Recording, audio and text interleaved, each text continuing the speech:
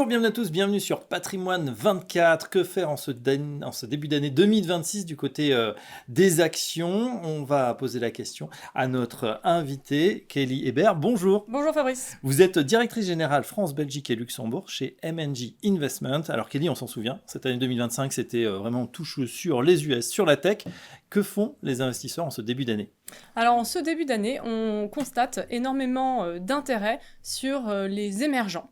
Et que ce soit du côté action ou obligataire. Et c'est vrai que les émergents ont été délaissés de beaucoup d'investisseurs, avec une région ou une classe d'actifs qui a été perçue comme volatile. Donc il fallait avoir envie de prendre plus de risques, en tout cas en termes de sensations, pour pouvoir investir dans les émergents. Et ce qu'on constate finalement aujourd'hui, c'est que c'est du côté action ou du côté obligataire, eh bien finalement vous n'avez pas un niveau de volatilité qui est beaucoup plus élevé sur les émergents. On voit aussi beaucoup d'investisseurs qui, depuis la fin de l'année dernière, souhaitent se diversifier de la zone géographique américaine, des États-Unis et évidemment de la tech, qui a commencé à décevoir. Et puis, vous êtes forcément sur des niveaux de valorisation qui sont très élevés. Vous êtes à peu près aujourd'hui, vous allez payer les bénéfices à peu près 27 fois aux États-Unis, contre 17 fois sur les émergents du côté action, par exemple. D'accord, on n'a pas beaucoup parlé des émergents. Est-ce qu'il y a une rotation également sur l'Europe? Alors oui, on voit beaucoup de flux qui reviennent sur l'Europe, toujours avec cette même tendance. On veut diversifier l'exposition et le risque sur les valorisations, les risques politiques aussi que peuvent représenter aujourd'hui les États-Unis et la tech. Donc des flux qui globalement vont vers l'Europe et les émergents. De manière plus générale, à quoi vous attendez pour 2026? On se souvient que 2025 avait été marqué par la volatilité avec Monsieur Trump et la guerre commerciale.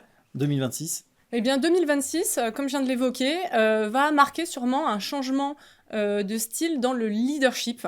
Et donc on va revoir a priori plus d'air et d'engouement pour des stratégies à income, du value, de la qualité, enfin tout ce qu'on n'a pas vu l'année dernière, où en effet les flux étaient quand même très très fortement dirigés vers les États-Unis et la tech. Donc nous on invite à une vigilance et regardons bien les rotations qui pourraient s'opérer sur les secteurs, notamment les matériaux, l'industrie, l'énergie, qui sont d'ailleurs des secteurs qui, depuis le début de l'année, si vous regardez en termes de performance, se comportent très bien après des années plus difficiles ces derniers temps. Oui, effectivement, ces 2 dernières années, donc diversification en vue pour les investisseurs.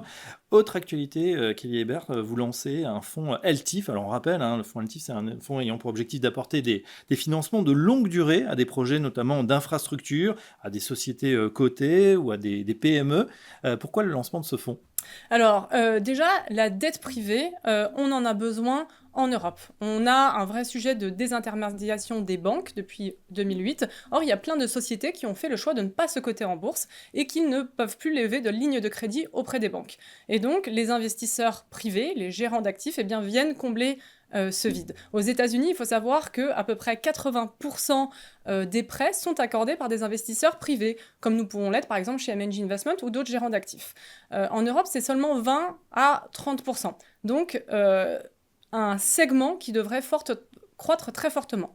On parle de quoi quand on parle de dette privée? Donc je vous l'ai dit, des sociétés qui ont fait le choix de ne pas se coter en bourse, qui ont besoin d'une ligne de crédit. Oui. Et on parle de sociétés que vous et moi connaissions, par exemple Verisure. Verisure, on leur prête directement. Pourquoi c'est intéressant? Parce que vous avez une prime d'illiquidité. C'est-à-dire qu'en effet, quand vous leur prêtez, c'est pas par le marché obligataire classique, vous pouvez pas rentrer, sortir quand vous le souhaitez. Donc, vous prêtez pour au moins 5-7 ans. Donc, vous avez de la visibilité sur les rendements, les coupons que vous allez toucher. Cette prime d'illiquidité, elle vous rémunère en plus pour pouvoir prêter sur le long terme. Il y a aussi des aspects de décorrélation et de moindre volatilité, puisque vous n'êtes pas coté au quotidien, et donc vous allez mieux absorber les secousses de marché, puisqu'en fait, ça ne sera pas retranscrit dans le prix. Très bien. Alors ce fonds LTIF qui va bientôt sortir, on aura toutes les indications, il s'appuie quand même sur l'expérience que vous avez déjà sur un fonds luxembourgeois.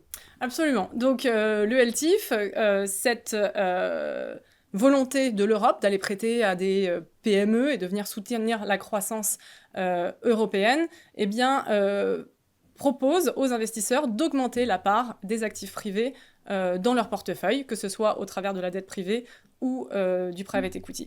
On a lancé un fonds il y a 2 ans, dans une enveloppe luxembourgeoise qui fait plus d'1 milliard aujourd'hui, donc un engouement important. Et pour pouvoir être éligible à l'assurance vie en France, eh bien, nous allons lancer au cours de cette année un véhicule très similaire de dette privée avec une liquidité bimensuelle. LTIF français, donc une enveloppe française. Voilà, il y avait le fonds luxembourgeois, il y aura cet LTIF donc de droit français, liquidité, vous l'avez dit, bimensuelle, éligibilité bien sûr, assurance vie. Il faut noter quand même que c'est pas complètement liquide, que ça va être bloqué entre guillemets les 5 premières années, ou en tout cas il y aura des pénalités si on veut en sortir. Exactement, il n'y a pas de miracle non plus. Vous êtes sur une classe d'actifs qui n'est pas parfaitement liquide, mais disons qu'avant, vous seriez rentré sur une stratégie que vous auriez portée pendant au moins 5-7 ans avant de pouvoir avoir la première fenêtre. Là, vous aurez des fenêtres toutes les 2 semaines. Bah voilà, on va suivre l'actualité bien évidemment pour avoir le nom commercial dans quelques mois ou quelques semaines, ça dépend évidemment de l'AMF. Merci Kelly Hébert, je rappelle que vous êtes directrice générale France, Belgique, Luxembourg de M&G Investment et à très bientôt sur Patrimoine 24. Merci beaucoup.